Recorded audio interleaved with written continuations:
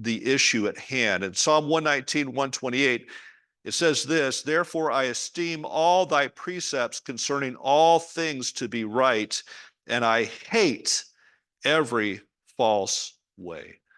What do you know about world history or the conflicts that our world has seen since the fall through to modern day? There have been some tremendous conflicts. What would be the longest conflict or longest war in world history? How long do you think that one might be? What's that? Afghanistan? Maybe so. The 100-Year War? Okay, there's ones that beat that quite a bit. There's a little bit of conflict about the longest conflict, but the one that really seems to win is the Reconquista 781-year war. 781 year. How many generations is that? That's incredible. What about the conflict that cost the most lives, the greatest casualties, civilian and war casualties? Yeah. Vietnam? I don't know the numbers on Vietnam. I know there's a lot. I had an uncle that died in Vietnam.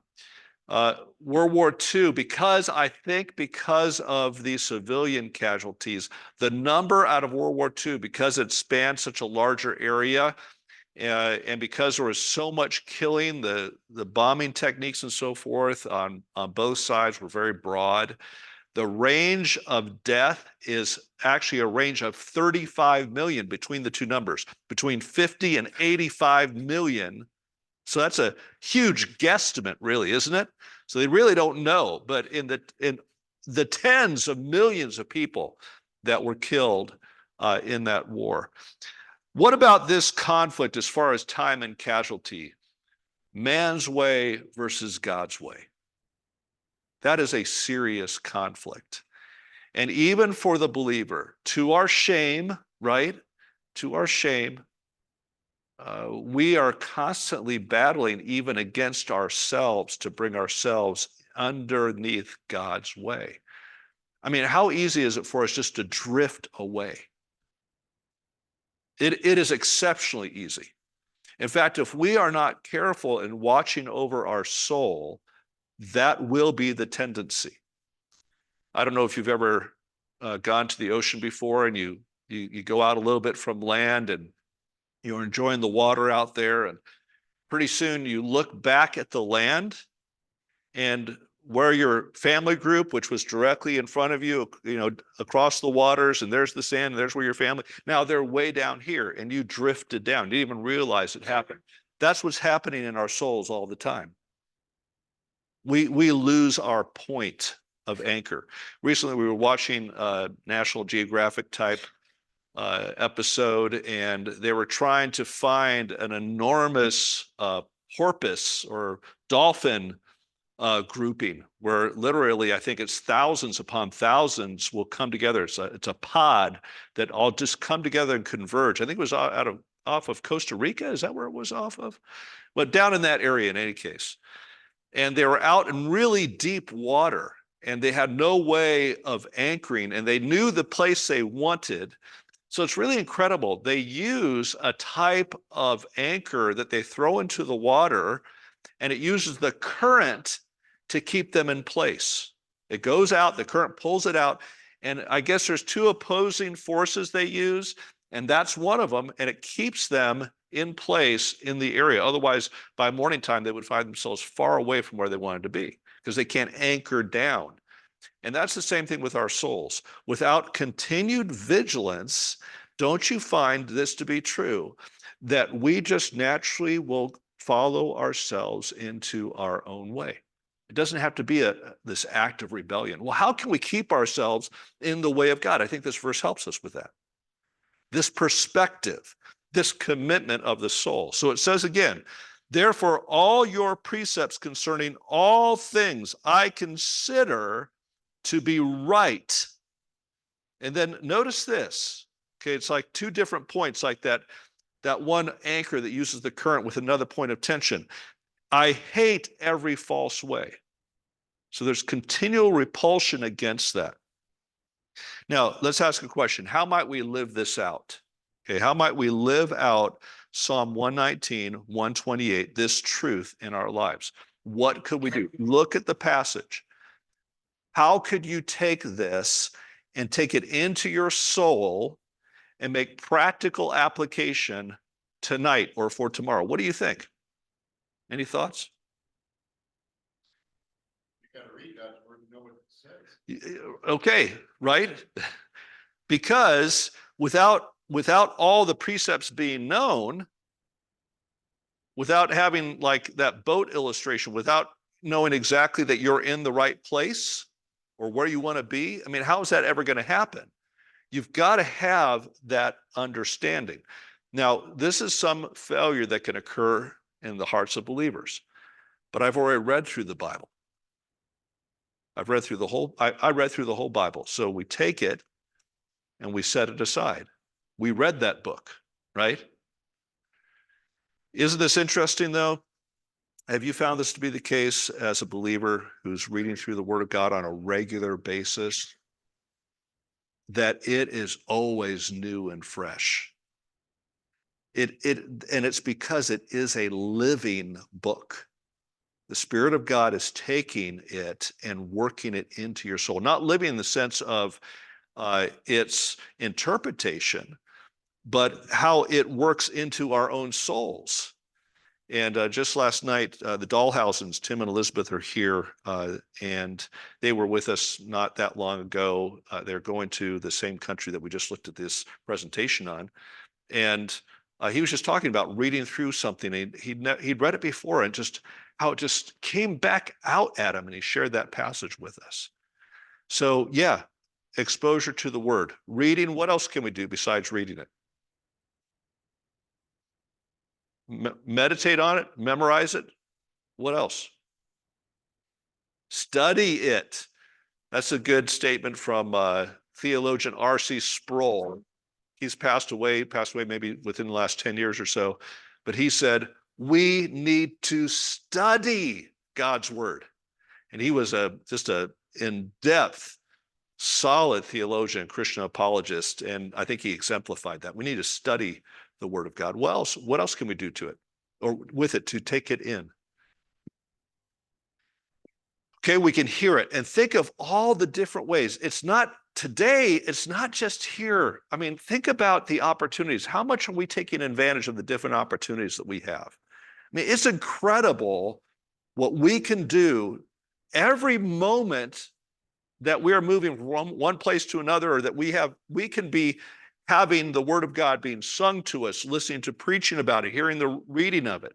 I found a great encouragement to myself, especially when Christine's away and I'm going to sleep, to sit and just to play the Psalms, the old Alexander Scourby reading of the Psalms. And I wouldn't get through too many and I'd be out, but I could listen to it as I'm going to sleep and have that on my heart and mind. So we can, and that's the first point here, seek after God's word. What's something else so that we can do? It is to exalt God's word. That's in the text. Therefore, all your precepts concerning all things I consider to be right. Two things there. Maybe you could say three, but all precepts, that's really the first part. But concerning all things, are we selective? Are we selective about what we will accept or embrace or not embrace and accept from God's word? That's like taking up the anchor. You will drift. It will happen to your soul. The moment we put our hands on sifting out the things of God's word that we'll receive or won't receive, we have taken up the anchors and we've put ourselves as the one that tries to keep ourselves in position. So that is critical, all things, and we need to consider them. That is a matter of perspective. That is a matter of, we have it here, as exalting it, giving it that position. And then thirdly, we need to reject contradiction to God's word. reject contradictions to God's word. Now, let me just ask a question. Here it talks about, I hate every false way. It's talking about things that are against God's precepts.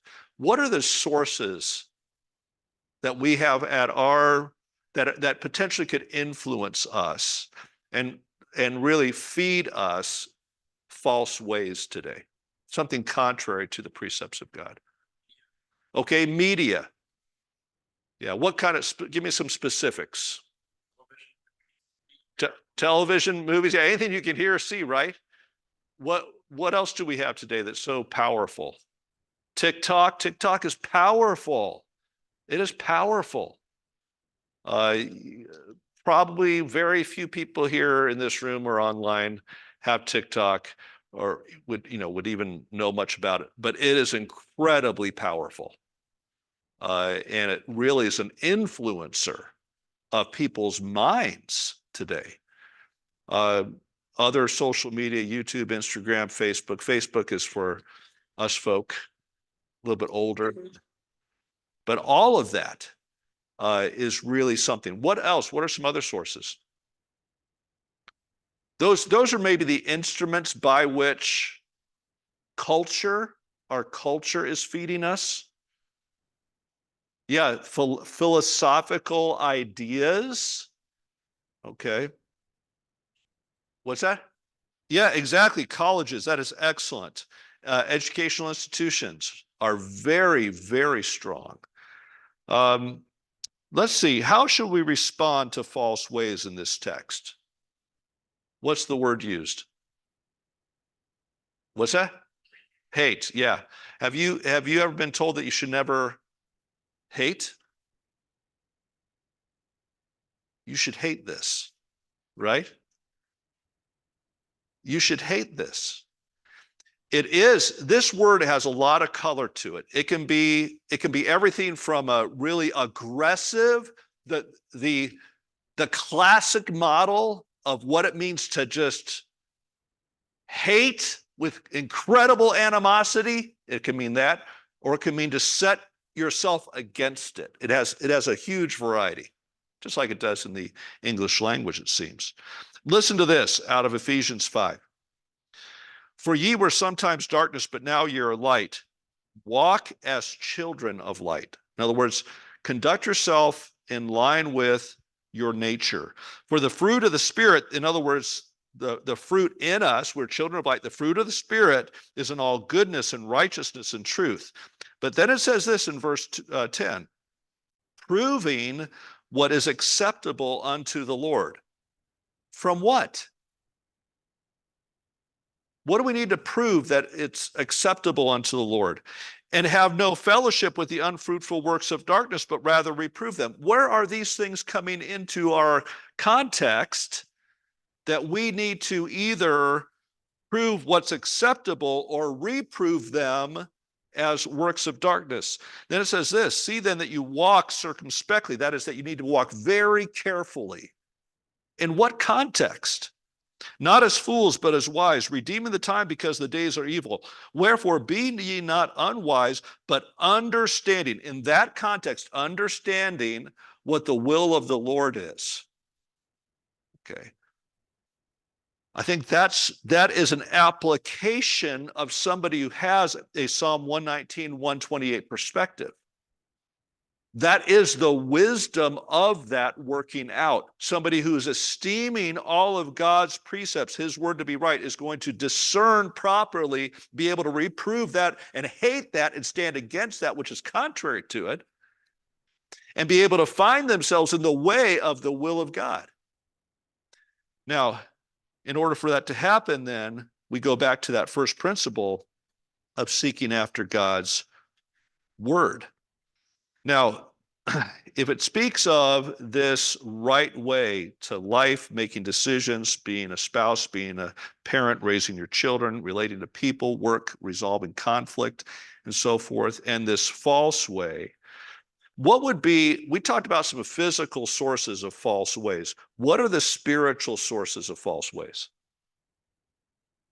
The physical sources are TikTok and philosophies and educational institutions. And these are the avenues used. But what is the actual spiritual source? What is engendering false ways? Okay, Satan and his angels. And what else? Right? It's happening right here. That's why, okay, when we're talking about what's happening, yeah, there's all this different, but you know what? Before all of that existed, before there was electricity, okay, there was no problem in the engendering and influence of false ways. There was no problem with it. Now, it's to a massive scale, and TikTok is exceptionally powerful in doing it. And very few are using it for righteousness' sake. Some might be. But what is it that is really working is something in us. Our own hearts are naturally given to this. So listen to this. There's a way which seemeth right unto a man, but the end thereof are the ways of what? Death, right?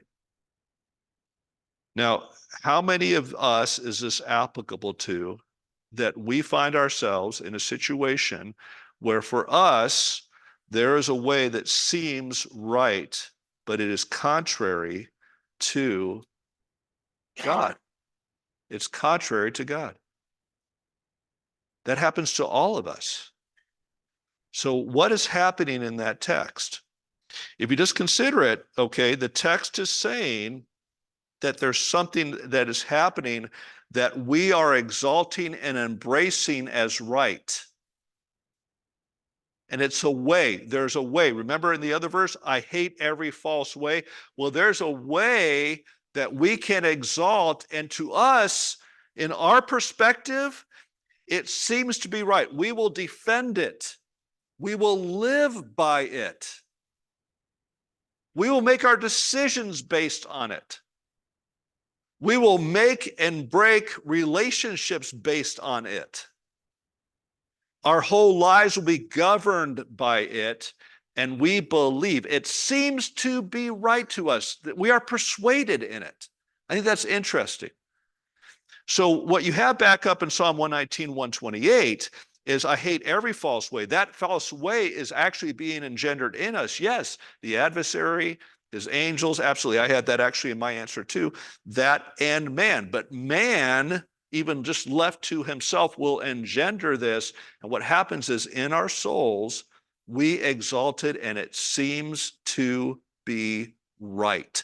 So we govern ourselves by it. We embrace it. Have you ever seen that in somebody else? Sometimes we may not see it in ourselves. Have you ever seen it in somebody else?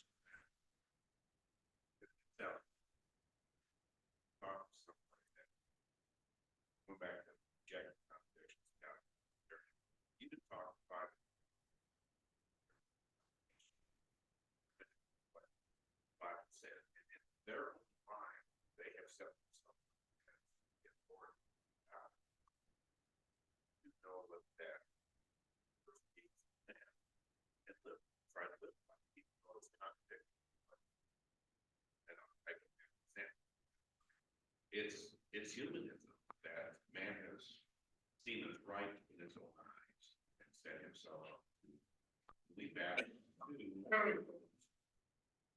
do these things, seek, exalt, and reject. Exactly. That is, you've got it. That is exactly the case. So we might see it in a great way at some secular university in their ethics and philosophy and religion course. But it's happening, and it happens in all of us. And the incredible danger to it is this: to us, it seems right. So we govern ourselves by it. We live by it. The only thing that will protect us from that, if it is false, the only thing that will protect us from that, according to Psalm 119, 128, is another consideration that supersedes it, that is above it, right? something that is governing us that far exceeds what we think. So that, yes, left to myself, I might seem that this might seem correct to me, and I might even live my life. But God's word is what I exalt. I love it concerning everything that it speaks on, and it causes me to reject this in my soul. Okay, do you understand where we're going with that? The way of the fool is right in his own eyes, Proverbs 12:15. And many times, every one of us, I'm sure I have played the fool so many times, thinking, and I'm persuaded it's right. I've drifted away. And the word of God is that which will be used to keep me in my place. Now, we have some other things to consider, and I just want to make sure I get to this closing example.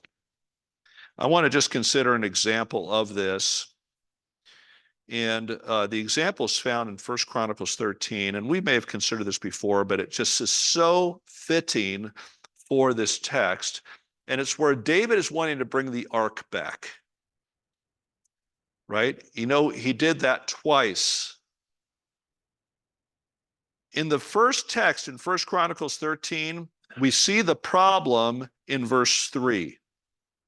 Let us bring again the ark of our God to us, for we inquired not at it in the days of Saul. Now, listen to his culture around him. Verse 4, and all the congregation said that they would do so, for the thing was right in the eyes of all the people. So all the people, all the culture, you know, all the YouTubers, everything on TikTok said, yes, this is it. Okay. But and these were people, and it wasn't something right. It wasn't something bad. It was something very good. And so to them, the purpose was right, and everything else seemed to just follow, but it followed in their own way. So the purpose was good, but they used their own way in it. So here it says in the text, how did he try to solve the problem? Well, it says here, they gathered all of Israel. David gathered all Israel together to bring up the ark of the Lord. And it says in verse 7, they carried the ark of God in a new cart out of the house of Abinadab, and Uzzah and Ahio drave the cart. And they were very sincere. It says David and all Israel played before God with all their might, and with singing and harps and psalteries and timbrels and all these things. But what happened when they got to a rough place in the road? You know the story. What happened? The cart was jostled. Uzzah reaches out to stabilize the ark, and his life is taken. It says the anger of the Lord was kindled, and David was afraid of God that day. Well, second passage is in 1 Chronicles 15. Same problem exists, but listen to what David says in verse 2. None ought to carry the ark of God but the Levites, for them hath he chosen to carry the ark of God and to minister unto him forever.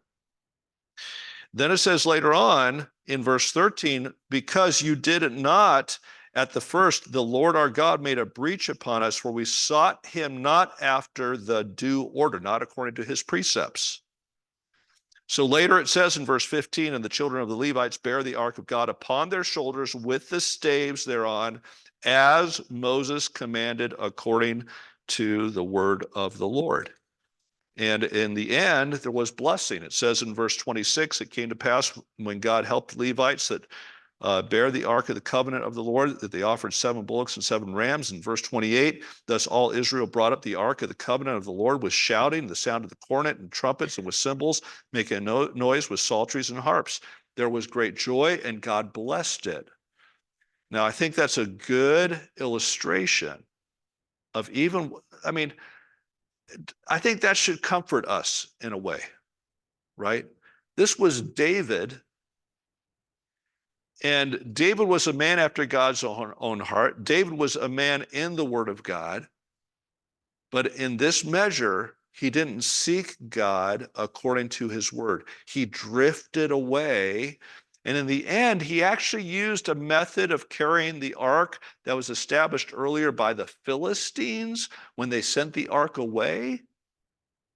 He used that method instead of the method that God prescribed through Moses. And a man was killed as consequence to it.